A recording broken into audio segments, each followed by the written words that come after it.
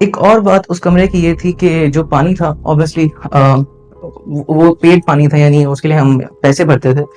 मतलब जो हॉस्टल की फैकल्टी थी वो पैसे भरती थी, तो वो पानी साफ था। और उसको फिर भी उसके बावजूद भी टैंकियों में पानी आता था।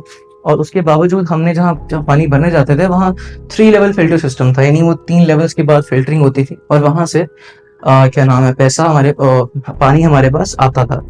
तो ये बहुत रेयर था कि वो पानी खराब हो।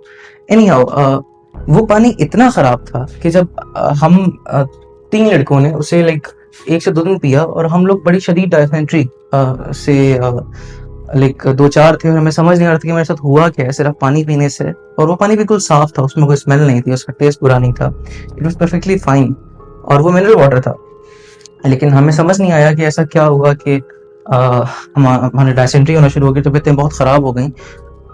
एनी हाउ हमारे जो अगेन रूममेट थे जिनसे पहले बालों वाली बात हुई थी, उन्हें हमें कहा कि आप ये पानी मत पियो, क्योंकि इस हॉस्टल का पानी जो है ना, फॉर सम रीज़न, चाहे आप फिल्टर से भी पी रहे हो, वो बहुत बहुत ज़्यादा गंदा है।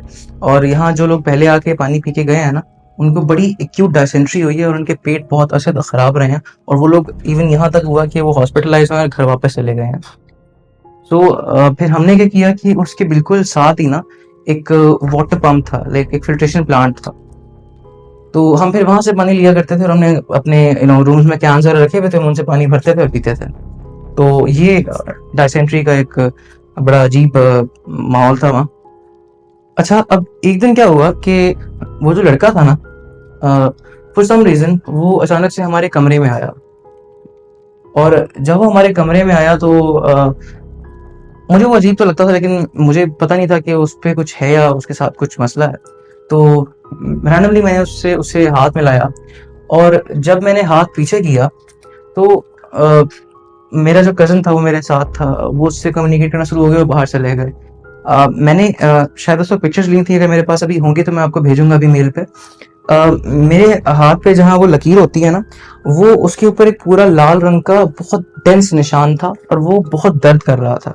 मेरा जो रूममेट था, मैंने उससे ये बात बताई और दिखाई, और उसने अटेस्ट की। और मैंने अपने कज़न को भी बाद में बात दिखाई, और आधे घंटे तक ना सिर्फ उसे हाथ मिलाने के बाद वो, मतलब वो पेन काबिले बर्दाश्त तो था, लेकिन वो मुझे मेरी समझ से बाहर था कि वो सिर्फ हाथ मिलाने से कैसे हो सकता है। वो एक बड़ा विजिबल रेड कलर का एक निशान था, जो कि मेरी समझ से बाहर था कि क्यों एग्जिस्ट करता है। बहरहाल तो वो लड़का बाद में फिर रूम में आया मेरे कज़न के साथ, और वार्डन भी साथ आया। और वार्डन ने कहा कि ये जो लड़का है ये आपके रूम में, बिकॉज हमारा रूम जो था वो 4 सीटर था। खैर हम रहते उसमें सिर्फ 2 लोग थे, मैं और मेरा रूममेट। तो उसने कहा कि ये लड़का आपके साथ रहेगा। अ, और वो कुछ ऐसी बातें करना शुरू हो गया कि जहाँ मैं पहले रह रहा हूँ मुझसे वहाँ सफाइयाँ करवाते हैं और वो बहुत गंद मचाते हैं, तो मैं बस यहाँ शिफ्ट हो रहा हूँ। तो वार्डन ने कहा कि ये आपके साथ रहेगा। तो जाहिर है हमें किसी तीसरे इंसान, बिकॉज हमारी एक बॉन्डिंग बन चुकी थी, और हॉस्टल्स में ऐसा होता है कि आपके ग्रुप्स बन जाते हैं, और हम किसी तीसरे इंसान को टॉलरेट नहीं करना चाह रहे थे। तो हमने उनको तो कह दिया कि हाँ ठीक है ठीक है, ज़ाहिर है मना भी नहीं कर सकते थे। लेकिन जैसे वो लोग गए, हमने क्या किया कि हमने एक बूफर नहीं होते, मिनी बूफर जो होते हैं, हमने वो लिए और उस पर डरानी आवाज़ें हमने रिकॉर्ड करके ना लगाना शुरू कर दी। हमने ये सोचा कि जब हम ये लाइक वॉशरूम में आएगा या रूम में आएगा तो हम बूफर छुपा देंगे, उसको हम डराएंगे, और ये डरेगा और ये यहाँ से मूव आउट कर जाएगा और चला जाएगा यहाँ से। तो इस तरह हम मैं और मेरा रूममेट ही रह जाएंगे और हम सेफ रहेंगे, क्योंकि हमने मतलब ये आदत बन चुकी थी। हम अक्सर कोई भी अगर टेनेंट आता तो हम उसको भगा देते थे, कुछ भी कह के सफाई नहीं आई या कुछ भी मसला बता के हम उसको भगा देते थे। तो ये यहाँ का रहने वाला था, ये पहले यहाँ रह चुका था, उसको भगाने का वाहिद तरीका जहन में यही आया। बहरहाल तो जैसे वो ये बात करके गया, और हम अभी ये बात ही कर रहे थे कि हम ऐसे ऐसे ये हॉरर वॉइसेस रिकॉर्ड कर रहे थे ये वो, तो इतने में वो जो हमारे साथ वाले रूम वाले थे, वो लाइक भागते हुए ना रूम में आए। और उन्होंने मुझसे पूछा कि उस लड़के का नाम लिया और पूछा कि तुम्हारे कमरे में वो आया था। तो हमने कहा वो कौन, हमें उसका नाम नहीं पता था। तो उनने मुझे एक पिक्चर दिखाई और कहा कि ये लड़का आया था। तो हमने कहा हाँ ये लड़का तो अभी आया और ये यहाँ शिफ्ट हो रहा है। तो उन्होंने कहा यहाँ शिफ्ट हो रहा है, वो हैरत से उन्हें पूछा। तो मैंने कहा फिक्र नहीं करें, हम शिफ्ट नहीं होने देंगे। और हम उन्हें हंस के बता रहे हैं कि हम ऐसे ऐसे। लाइक ये टेप्स रिकॉर्ड की हुई हैं हमने और हमने प्ले करेंगे और इन डराएंगे। तो वो और परेशान हो गए और वो ना अपने रूममेट के साथ आए थे, वो दोनों जल्दी से बाहर गए और वो एक और रूम से ना 2 और लड़के लेके आए और अंदर आ गए चारों, मैट्रेसेस पे बैठे, और उनने रूम ना अंदर से लॉक कर दिया और उनने अ, हमें कुछ बताना शुरू किया और उन्होंने कहा कि इस लड़के को अपने कमरे में मत लाओ। तो हमने पूछा कि क्यों? तो उन्होंने कहा कि ये पोजेस्ड है। तो हमें उनकी बात पे अजीब, मतलब मुझे उनकी बात अजीब लगी और मैंने उन्हें कहा कि नहीं ऐसा तो नहीं है, लेकिन ये अजीब है थोड़ा सा। तो उन्होंने कहा कि क्यों? तो मैंने उन्हें बताया कि ये धूप में हुडीज पहनता है, अजीब कलर्स की, डोरेमोन देखता है। तो उन्होंने बताया कि ये 3 दफ़ा ऑलरेडी सीए फेल हो चुका है, जो कि बाय द वे एक बड़ी कॉमन चीज़ है। चार्टर्ड अकाउंटेंसी एक बड़ी टफ फील्ड है और आप फेल हो जाते हो, लेकिन जो फर्स्ट मॉड्यूल होता है ये वहाँ फेल हो रहा था, जो कि एक बहुत ही ईजी मॉड्यूल होता है। बहरहाल इस पर हम जज तो नहीं कर सकते इसको। बहरहाल ये तीसरी दफ़ा है और ये लाइक पिछले 1.5 साल से यही है। अक्सर चला जाता है, वापस आ जाता है। अब उनने बताना शुरू किया कि शुरू में ये उन्हीं के कमरे में आया था, जो कि रूम नंबर 812 नहीं सॉरी 82 था। अब उन्हें बताना शुरू किया कि जब ये हमारे कमरे में आया ना, तो इनको इनिशियली बहुत अजीब सी फीलिंग्स आना शुरू हुई, जैसी मुझे आती थी। जैसे कमरे में 12-13 लोग महसूस होना और बहुत रश मच जाना कमरे में और घुटन होना। और हालांकि वो जो हमारे रूम के साथ वाले जो लड़के थे वो एडवोकेसी कर रहे थे और वो काफ़ी कहेंगे बड़े, लाइक जैसे मर्द नहीं होते 30-25 साल के, ऑब्वियसली हम तो बचे थे, लेकिन वो काफ़ी बड़े थे। तो उनको भी डर लगना शुरू हो गया। तो फिर वो बताते हैं कि ये जो लड़का है ना, इसको सीजर्स होते हैं, जो कि नॉन मेडिकल सीजर्स हैं, क्योंकि वो बहुत अजीब तरह के सीजर्स हैं। तो हमने पूछा कि वो कैसे है, तो उन्हें एक दफ़ा का वाकया बताया कि इनकी जब लड़का रूम में रहने लगा ना, तो उसको एक दफ़ा दौरा पड़ा और ये क्या करता कि अपने दोनों हाथ ना एक मुट्ठी बना के अपने सीने पे रखता, और जैसे सीजर में हम लोग तड़पते हैं और झटके मारते हैं, वैसे ये झटके तो मार रहा होता, लेकिन ये अपने सीने पे ना जो इसकी ग्रिप होती थी उसका प्रेशर बढ़ाता, और लेकिन सीने पे मार रहा है अपने पंच को, प्रेस कर रहा है और होल्ड करे रखा है और दबा रहा है अंदर की तरफ। और ऐसा लगता था कि शायद इतने रिब केज तोड़ना चाह रहा है इतने जोर से।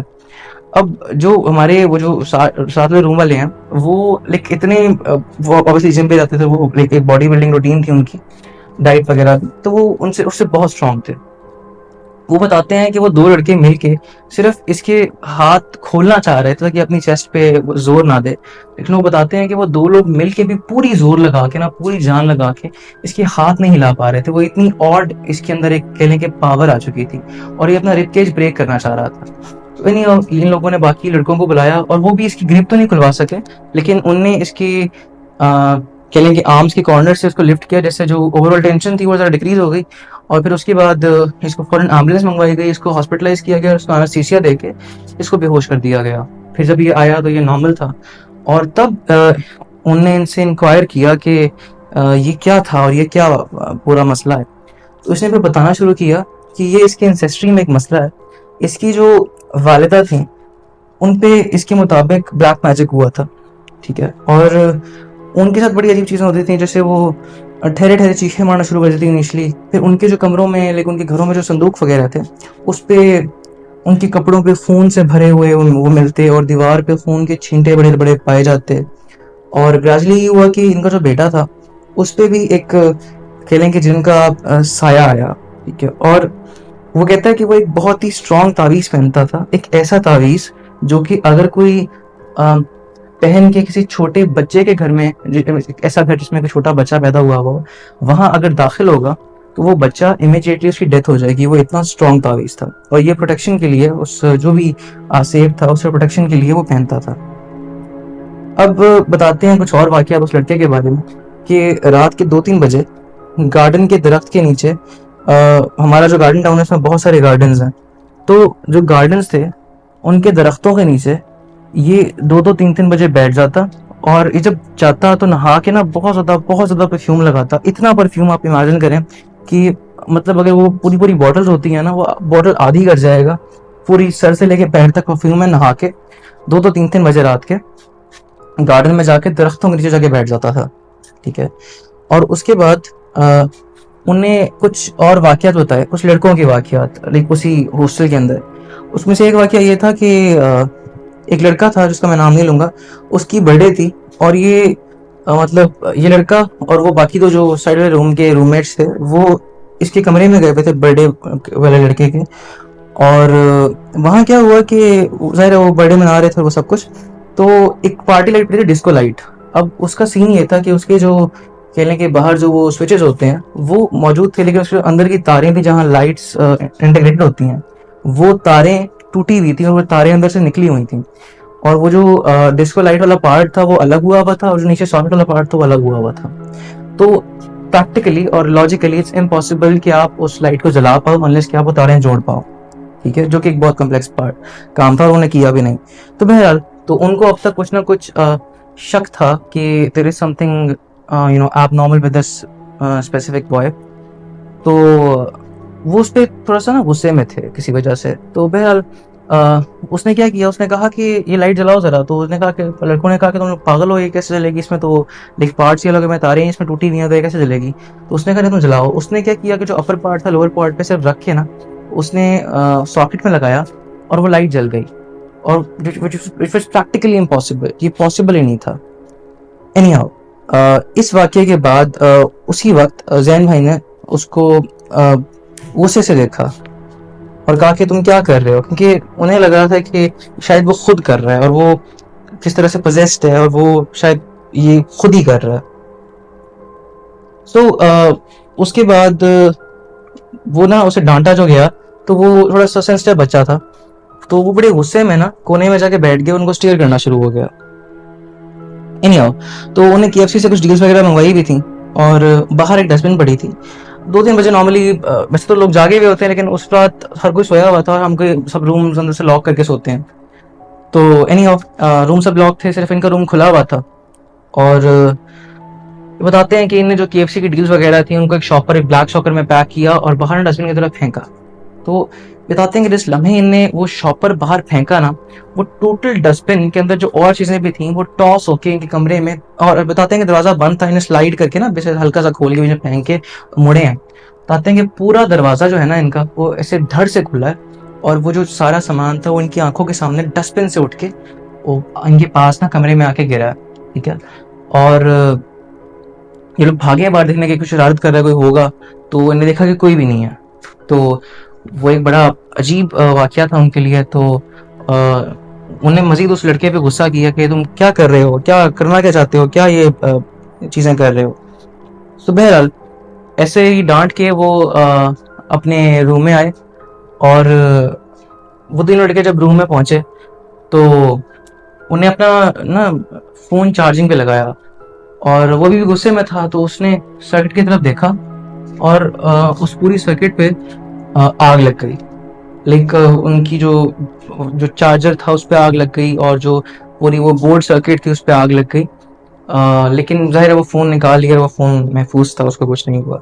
आग शाग बुझाई और ये वो मजीद उस पर गुस्सा आए और उसको बहुत डांटा और फिर वो ना सो गए रात को।